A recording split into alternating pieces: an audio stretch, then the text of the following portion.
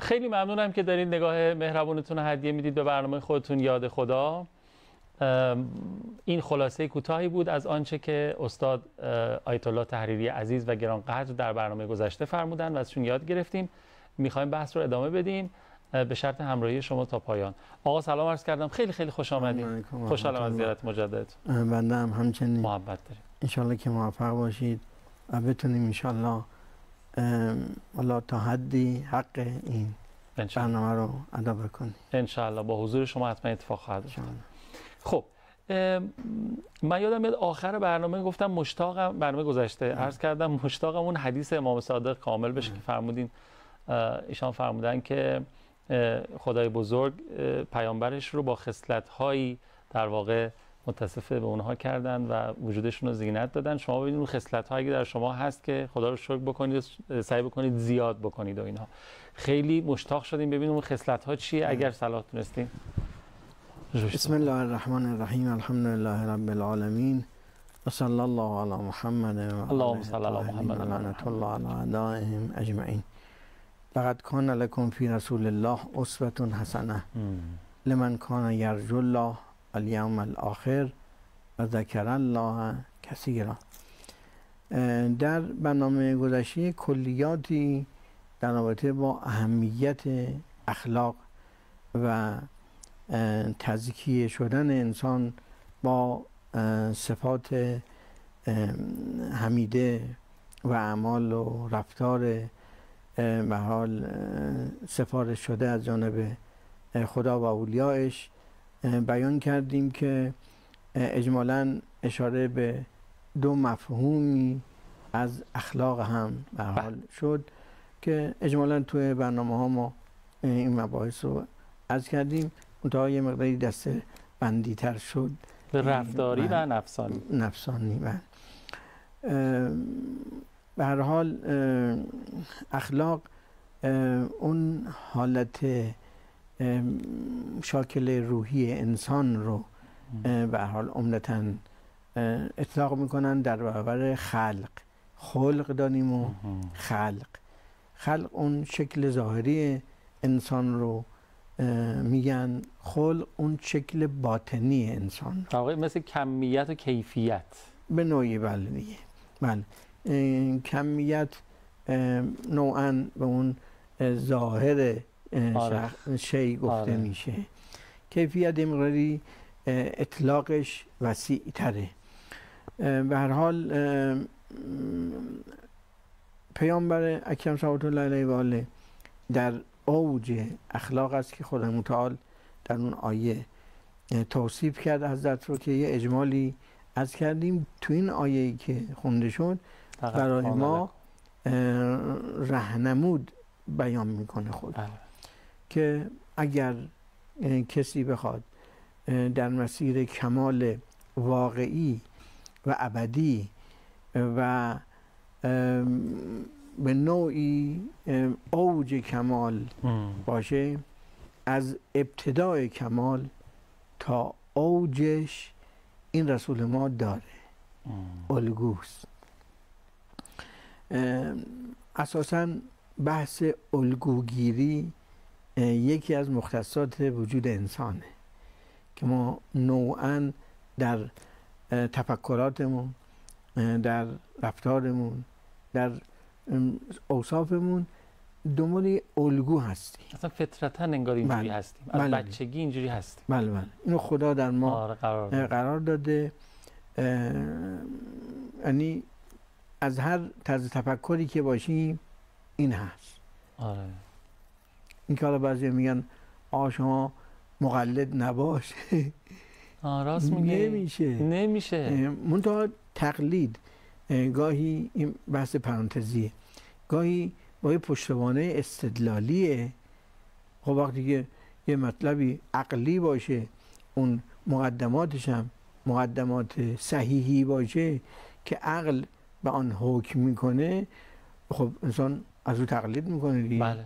این تقلید یعنی تبعیت کردن از یک در حال طرز تفکر، یک شخص به لحاظ طرز تفکرش. اصلا اونهایی که میگن تقلید نکنید یا تقلید نمیدونم تقلید چی فلانی حرفا، خودشون دارن تقلید میکنن از دیگرانی. احسن. نمیشه به قول شما. بله. این وقتی طرز تفکرش نگاه میکنی، این مثلا مارکسیسته، بله. یا مثلا سوسیالیسمه یا امثال این بله. اسمها. به هر حال نمیتونه انسان بدون به هر حال الگو باشه. غرضم بحث همین الگو الگوه. لقد کان لکم فی رسول اسوة حسنه. این الگو یعنی من رفتار و کردار و اینهاشو ازش تقلید بکنم. آره. منتها چون دین بر اساس عقلانیته فرمودن، ما میخوایم در حیطه دین بیاییم، باید بر اساس عقلانیت پیش بریم. این ممیزه بالای دینه ادیان الهی، مخصوصا اسلام، که به هر حال قرآنشو که میفرمایند ما عربی نازل کردیم لعلکم تعقلون، شاید شما تعقل کنی. به اون کسانی هم که قبول ندارن میگن با دلیل بیا، به هر حال مثلشو بیا. میتونی آیه مثل این بیا. بله. ان کنتم فی ریب مما نزلنا علی عبدنا فأتوا بسورة من مثله. حتی در بعضی از آیات قرآنی آیتن داره. آره. اینا بحث منطقیه دیگه. بسم الله، اگر تو میگی مخلوق فکر اینه، تو هم همون فکر رو داری دیگه، بیار. قصدم این الگوی حسنه. آره ببخشید میکنم. اتفاقا اسلام میگه تقلید کورکورانش بده. که شماها درگیرش. بله. نه، از روی مبنای علمی معرفتی به جاست. خب حالا تو ذاتاً میخوای تقلید کنی، بیا، اینم بهترین تقلید که لذا در آیات زیادی وقتی با مشرکین، باز بین پرانتزه که در همین راستا است، در آیات زیادی وقتی با مشرکین برخورد میکنن، چه نبی اکرم چه انبیای دیگر، اونا میگن اونطور که پدران ما رفتن ما میریم. اونا نکوهش میکنن. اول او کان آباهم لا یعقلون، ولی اینکه پدرانشون عقل نداشتن اینا میرن. اما در یه جا میبینیم این تقلید رو امضا میکنه خدا. کجاست اونجا؟ قضیه حضرت یعقوب علیه السلام در قرآن کریم میگه که هنگام رحلتش سوال میکنه از فرزندانش چه کسانی، چه کسی رو عبادت میکنی؟ اونا میگن ما اون کسی را که پدرانمان عبادت میکرد. خب چه فرقی میکنه این دوتا؟ اینجا مبنای معرفتی، احسن، اینجا مبنای عقلانیت. استدلال پشتش خوابیده، استدلالی که اصلا با وجود ما همراهه، نمیتونیم از وجودمون جدا بکنیم که ما مخلوقیم، ما مربوبیم، ما به هر حال خاضعیم. دقیقاً. میگه این از کی این رو خلق کرده؟ در یه آیه خیلی به صورت استدلالی سوالی میاد، ام خلقو من غیر شیء ام هم الخالقون. به صورت سوالیه اما محتوا برهانه. آیا ایشان از بدون چیزی، بدون پشتوانه خلق شدن یا خودشون خالق خودشون؟ هیچ کدوم نیست. پس به جایی تکیه میکنن. خب این استدلال همه می‌بینیم که آیات قرآنی همه اش استدلاله، تا استدلال صریح یا استدلال ضمنی. درست. این عقلانیت رو بیان میکنه. این الگوگیری بر اساس عقلانیته. درست. لذا میگه میفهمد که کسی که امید به خدا داره، اون مبدأ، ارتباط با مبدأ، امید به آخرت داره و میخواد زندگیشو با یاد خدا همراه بکنه، یعنی با یاد معبودش، با یاد خالقش، با یاد ربش که همواره او رو داره تربیت میکنه، بسم الله بیا از این پیامبر تبعیت بکن. این الگوی زیبایی است. خب این آیه شریفه رو تقریبا ما تیمنا و تبرکن از کردیم که بحثا بین پرانتز اولا باید بحث قرآنی باشه. بله بله بله. قرآن اصل برای معارف دین ماست و بیانات ائمه علیهم السلام برگرفته از اون اصل و برمیگرده به این اصل. لذا ما بالاترین غنای علمی و فرهنگی رو داریم که هیچ مکتبی چنین غنایی رو نداره. عرضم اینه اون سوالی که کردید که این جواب در رابطه با اون توضیح اون سوالی که امام صادق علیه السلام فرمود که رسول خدا صلوات الله علیه و آله مخصوص شده است به خصلت‌هایی، شما خودتون رو بررسی بکنید که آیا اینا دارید یا نه. هر مقداری که دارید حمد پروردگار رو بکنید. خیلی ممنونم. ما بریم این آیه‌ای که شما فرمودید لقد کان لکم فی رسول الله اسوة حسنه کاملش رو آقای حسین زاده برامون برای مردم عزیزمون پخش بکنن. فضای شما هم حالا که فرمودید قرآن اصل هست و فضای برنامه متبرک بشه با آیات نورانی قرآن کریم. برگردیم وقت دل بسپاریم به کلام امام صادق، قرآن ناطق و استفاده کنیم. بسم الله. اللهم صل علی محمد و آل محمد و عجل فرجهم. خب حالا این پیامبری که فداشون بشم اینقدر دوست داشتنی و مهربون و رحمت برای همه عالمیان هستن، یه ویژگی‌های مختصاتی داشته اخلاقشون که برخیش رو امام صادق برشمردن که به ما هم تلنگر زدن که ببینید این ویژگی‌ها تو شما هم هست یا نه. آقا الان میفرمایند ما یاد میگیریم. به هر حال چون بحثای روایی و یه مقداری خوبه که بینندگان عزیز با مباحث تحلیل آیات روایات بیشتر انس داشته باشیم. اینکه امام صادق علیه السلام فرمود اگر دیدید از این صفات دارید خدا رو حمد کنید. این نکات بسیار مهمه، هم معرفتی داره هم اخلاقی داره که ما اگر صفت خوبی داشتیم نباید خدا بدونیم. بله به خودمون ببالیم. آره واقعا. بله. چون فرمود فما بکم من نعمت فمن الله. اون نعمتی که شما دارید از جانب خداست. خدا توفیق داده که من این رو کسب بکنم. لذا مبتلا به رذائل نمیشیم. غرور یکی از رذائل. شیطان لامصب منتظره تا ما میایم یه به قول شما یه ویژگی خوب از پیامبر بگیریم تو خودمون، به خودمون یهو قراره میشیم من چی پیدا کردم، مثلا خوب شدم، چقدر مثلا خوش اخلاق شدم. این کار شیطونه. لذا این برگشت به خود، مواظبت از خود خیلی لازمه. خیلی که این اصلا یه وادی بسیار مهم تربیتیه که گاهی ما تو مباحث عرض کردیم. حالا وقتی اصلا توصیه شدیم هر شب این کارو بکنیم ظاهرا این رو بله به صورت مجزا بحث بکنیم انشاءالله. که خیلی بحث بسیار شیرین و زیربنایی در اصلاح. به هر حال این حمد به جهت این است که از نای خدای کمالی ولو با اختیارم، اینم باید توجه داشته باشیم، رسیده. لذا خدا رو فراموش نکنیم. بعدش هم متوقف نشیم. حضرت فرمود سعی کنید بیشترش بکنید. که حالا اینم بیشترش کردن گاهی از جهت به هر حال گستره موردی مورد توجه قرار میگیره، گاهی هم به صورت عمیق تر شدنه که گفته میشه ابعاد و مراتب. حالا به اونا کاری نداریم، حالا اونا بحث‌های دیگری است که تو مباحث اخلاقی هم به هر حال مطرح میشه.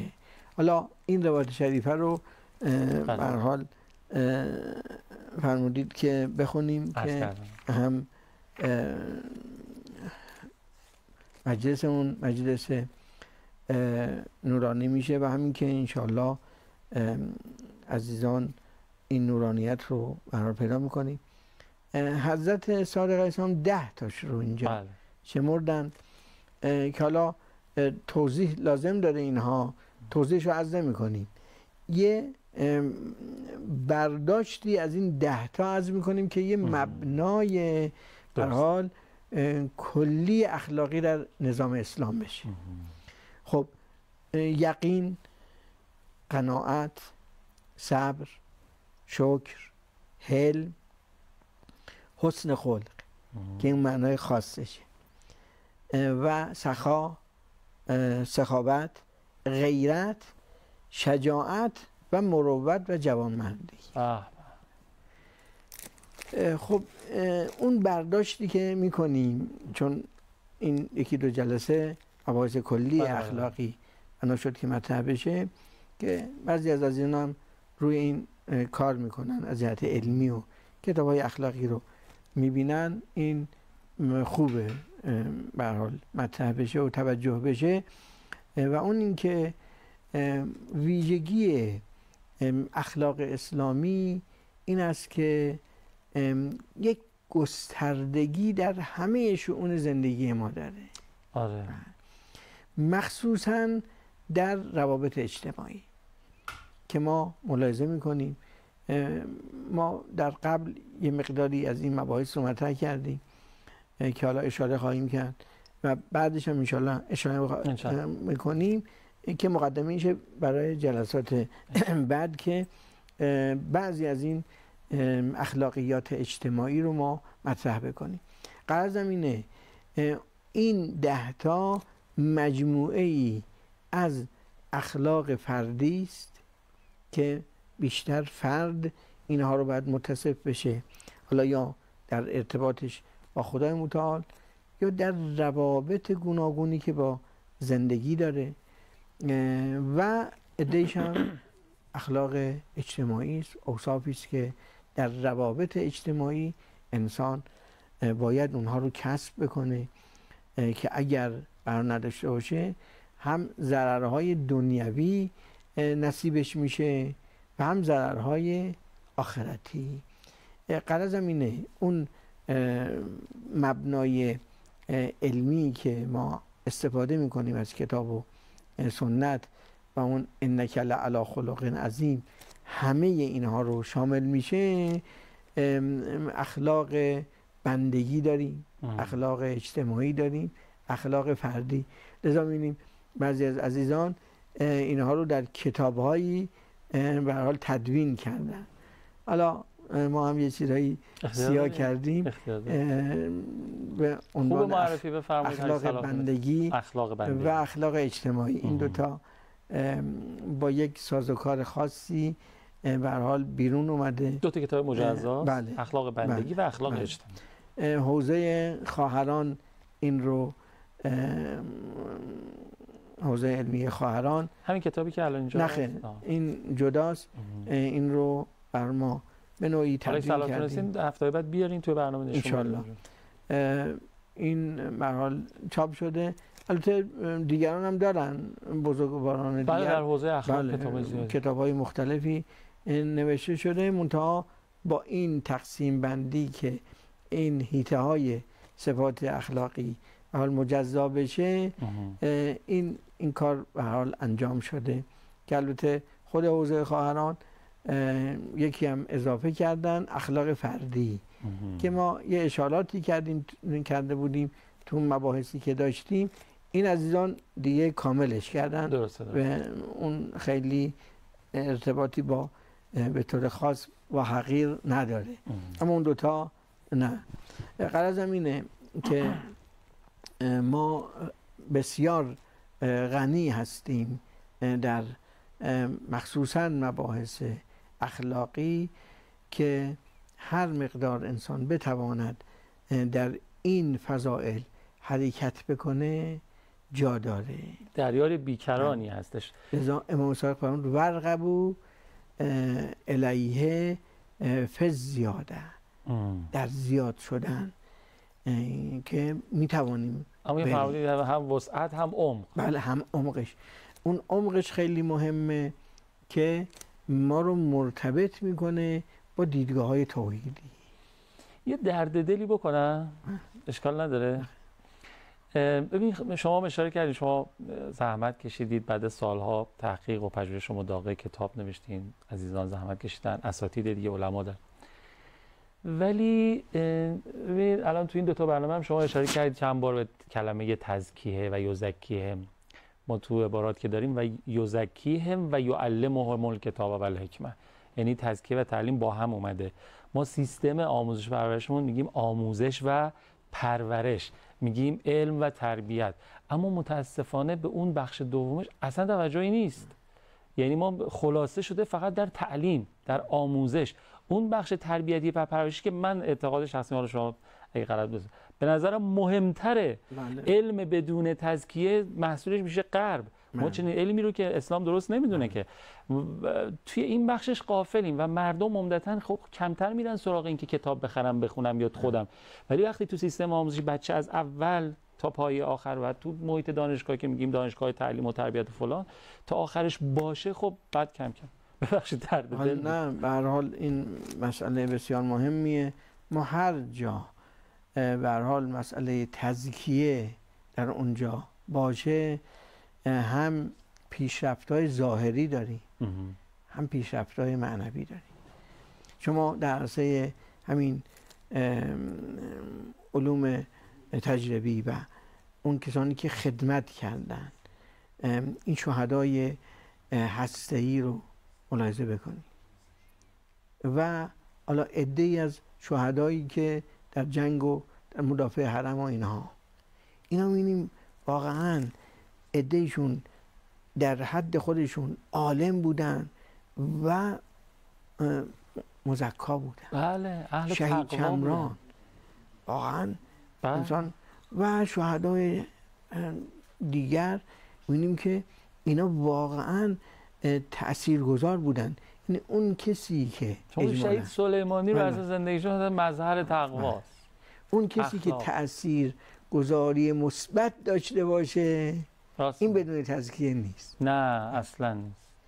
حالا اگر با علم هم همراه باشه که خیلی بالاتره. من همین میگم، ما تو مملکت اسلامی هستیم، قطعا باید توی این بخشش بیشتر سرمایه گذاری کرد. حالا بعد سیستم آموزش پرورش ما به این بخش تربیتی مدارس بیشتر اهمیت بدن. من یادم میاد تو زمان ما بچه بودیم، خب خیلی مثلا امور تربیتی داشتیم، نمیدونم، حالا به اضافه اینکه معلم دینی داشتیم، امور تربیتی داشتیم، فضاهای تعلیمی تربیتی پرورشی و اینها، یا مربی پرورش. هرچی به جلوتر رفتیم اینا کم رنگ‌تر شد، نمیدونم چرا. بعد ان شاءالله که مسئولین ببخشید من سفره دلمو یهو پنگ کردم که شما مردم. نه به هر حال خیلی همه عرصه ها این چنینه. آره. نه تنها در آموزش پرورش، در همه عرصه ها این نقص رو اجمالاً داریم، در این حالی که جمهوری اسلامی به چه به هر حال جایگاه‌های خوبی رسیده و به نظر میرسه رسیدنش هم در پرتو این عالمان عمدتاً تزکیه شده است. داشتم فکر می‌کردم در صورتی که همین اول کلام اهل بیت، بزرگان، علما، خطبای جمعه همه شروع میکنن با رعایت تقوا و سفارش مردم به اخلاقیات و اینهاست و انشالله که همه ما تجهیز بشیم و مسلح بشیم به سلاح اخلاق و مسائل اخلاقی و تزکیه نفس. خیلی استفاده کردم. دست شما درد نکنه. موفق باشین ان شاء الله. عواملی نداری؟ ان شاء الله خدای متعال همه ما موفق بفرماید که این هدفی که نبی اکرم صلوات الله علیه و آله داشته است رو دنبال بکنیم خالصانه و در جنبه‌های مختلف انشاءالله کشور تحقق پیدا بکنه. الهی آمین. به برکت دعای شما و راهنمودهای شما و مثل شما. خیلی ممنونم از همراهی شما تا پایان. 3720 رو فراموش نفرمایید. سامان پیام کوتاه ماست و 162 شما روابط عمومی سازمانم خیلی مهمه. مراقب خودتون و اخلاقای قشنگ و خوبتون باشین. التماس دعا یا حق. خداحافظ.